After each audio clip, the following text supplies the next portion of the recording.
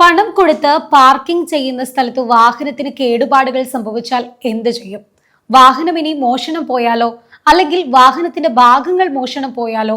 പണം വാങ്ങി പാർക്കിംഗ് സേവനം നൽകുന്ന സ്ഥാപനങ്ങൾക്ക് വാഹനത്തിന്റെ സുരക്ഷ സംബന്ധിച്ച ഉത്തരവാദിത്തമുണ്ട് എന്ന് സുപ്രീം കോടതിയും വിവിധ ഉപഭോക്തൃ കമ്മീഷനുകളും വ്യക്തമാക്കിയിട്ടുണ്ട് എന്നാണ് റിപ്പോർട്ടുകൾ.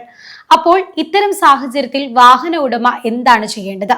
വിശദമായി നോക്കാം. പെയ്ഡ് പാർക്കിംഗിൽ വാഹനം ഏൽപ്പിക്കുമ്പോൾ നമ്മൾ ഒരു സേവനത്തിനാണ് പണം നൽകുന്നത്. അതുകൊണ്ട് വാഹനം ഉടമയുടെ സ്വന്തം ഉത്തരവാദിത്തത്തിൽ പാർക്ക് ചെയ്യുക എന്ന ബോർഡ് വെച്ചതുകൊണ്ട് മാത്രം പാർക്കിംഗ് നടത്തിപ്പുകാർക്ക് എല്ലാ ഉത്തരവാദിത്തങ്ങളിൽ നിന്നും ഒഴിഞ്ഞു പോകാനാകില്ല എന്നാണ് നിയമപരമായ നിലപാട്. ഇന്ത്യൻ കോൺട്രാക്ട് ആക്ടിലെ ബെയിൽമെന്റ് എന്ന നിയമതത്വവും ഇതുമായി ബന്ധപ്പെട്ടതാണ്.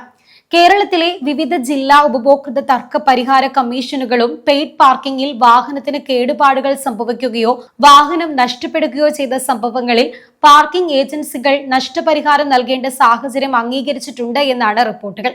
ഇനി ഇത്തരത്തിൽ പാർക്കിംഗ് ഫീ നൽകി നിങ്ങൾ ഒരു സ്ഥലത്ത് വാഹനം പാർക്ക് ചെയ്ത് എന്തെങ്കിലും കേടുപാടുകൾ സംഭവിച്ചാൽ ആദ്യം ചെയ്യേണ്ടത് എന്താണ് എന്ന് പറയാം. നിങ്ങളുടെ വാഹനം പാർക്ക് ചെയ്ത സ്ഥലത്ത് നിന്ന് തിരിച്ചെടുക്കുമ്പോൾ കേടുപാടുകൾ ശ്രദ്ധയിൽപ്പെട്ടാൽ അവിടെ നിന്ന് വാഹനം മാറ്റുന്നതിന് മുൻപ് തന്നെ തെളിവുകൾ ശേഖരിക്കുക. വാഹനത്തിന്റെ കേടുപാടുകളുടെ ഫോട്ടോയും വീഡിയോയും എടുക്കുക. കൂടാതെ പാർക്കിംഗ് ഏരിയയുടെ ദൃശ്യങ്ങൾ പകർത്തുന്നതും നല്ലതാണ്. പാർക്കിംഗ് ടിക്കറ്റ് അല്ലെങ്കിൽ രസീത് കയ്യിൽ സൂക്ഷിക്കുക.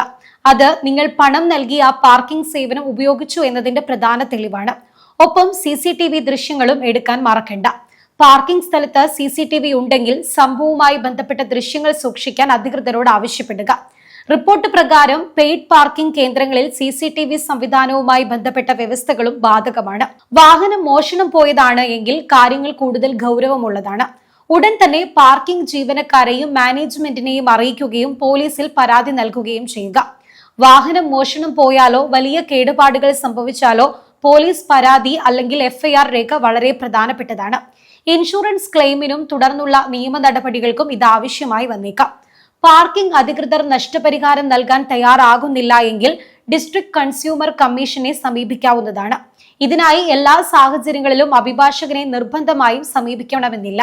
ഉപഭോക്താവിന് നേരിട്ടോ ദാഹിൽ പോർട്ടൽ സംവിധാനം വഴിയോ പരാതി നൽകാനുള്ള സൗകര്യമുണ്ട്. ഇനി മിക്കവർക്കുമുള്ള സംശയമാണ് ഇൻഷുറൻസ് ഉണ്ടെങ്കിൽ നഷ്ടപരിഹാരം കിട്ടുമോ എന്നത്. നിങ്ങളുടെ വാഹനത്തിന് കോംപ്രിഹെൻസീവ് ഇൻഷുറൻസ് പോളിസി ഉണ്ട് എങ്കിൽ പോളിസിയുടെ നിബന്ധനകൾക്ക് വിധേയമായി വാഹനത്തിന്റെ മോഷണത്തിനും സ്വന്തം വാഹനത്തിനുണ്ടാകുന്ന ചില കേടുപാടുകൾക്കും ഇൻഷുറൻസ് ലഭിച്ചേക്കാം.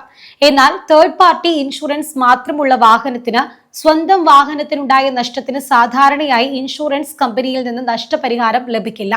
അതുകൊണ്ട് പാർക്കിംഗ് സ്ഥലത്ത് വാഹനം നഷ്ടപ്പെട്ടാൽ ഇൻഷുറൻസിനൊപ്പം പാർക്കിംഗ് അധികൃതരുടെ ഉത്തരവാദിത്വവും പരിശോധിക്കേണ്ടതാണ്. ഇനി ഇൻഷുറൻസ് ക്ലെയിം ചെയ്യുമ്പോൾ എന്തൊക്കെ രേഖകൾ വേണമെന്നുകൂടി പറയാം. 1. FIRന്റെ കോപ്പി. 2. പാർക്കിംഗ് ടിക്കറ്റ് അല്ലെങ്കിൽ രസീത്. 3. RC അല്ലെങ്കിൽ ഡ്രൈവിംഗ് ലൈസൻസ് എന്നിവയുടെ കോപ്പികൾ. വാഹനം മോഷണം പോയ കേസിൽ ഇൻഷുറൻസ് ക്ലെയിം ചെയ്യുമ്പോൾ വാഹനത്തിന്റെ 2 ഒറിജിനൽ കീസ് ആവശ്യപ്പെടുന്ന സാഹചര്യവും ഉണ്ടാകാം. ഇനി മറ്റൊരു പ്രധാന കാര്യം കൂടി പറയാം. ഇത്തരത്തിൽ പാർക്കിംഗ് സ്ഥലത്ത് വാഹനം ഏൽപ്പിക്കുമ്പോൾ ലാപ്ടോപ്പ്, പണം, സ്വർണം തുടങ്ങിയ വിലപിടിപ്പുള്ള സാധനങ്ങൾ വാഹനത്തിനുള്ളിൽ വെക്കാതിരിക്കുക. ഇത്തരം സാധനം വാഹനത്തിൽ നിന്ന് മോഷണം പോയാൽ അവയുടെ നഷ്ടപരിഹാരം പാർക്കിംഗ് അധികൃതരിൽ നിന്നോ ഇൻഷുറൻസ് കമ്പനിയിൽ നിന്നോ ലഭിക്കുമെന്ന് ഉറപ്പില്ല. ഇനി പാർക്കിംഗ് അധികൃതർ ഉത്തരവാദിത്തം ഏറ്റെടുക്കുന്നില്ല എങ്കിൽ ഡിസ്ട്രിക്ട് കൺസ്യൂമർ കമ്മീഷൻ ഉൾപ്പെടെയുള്ള നിയമപരമായ മാർഗം നിങ്ങൾക്ക് പരിഗണിക്കാവുന്നതാണ്. എന്നാൽ ഓരോ കേസിലും സംഭവത്തിന്റെ സാഹചര്യങ്ങളും പാർക്കിംഗ് കരാറും തെളിവുകളും ഇൻഷുറൻസ് പോളിസിയുടെ നിബന്ധനകളും നിർണായകമാണ് എന്ന കാര്യം മറക്കണ്ട.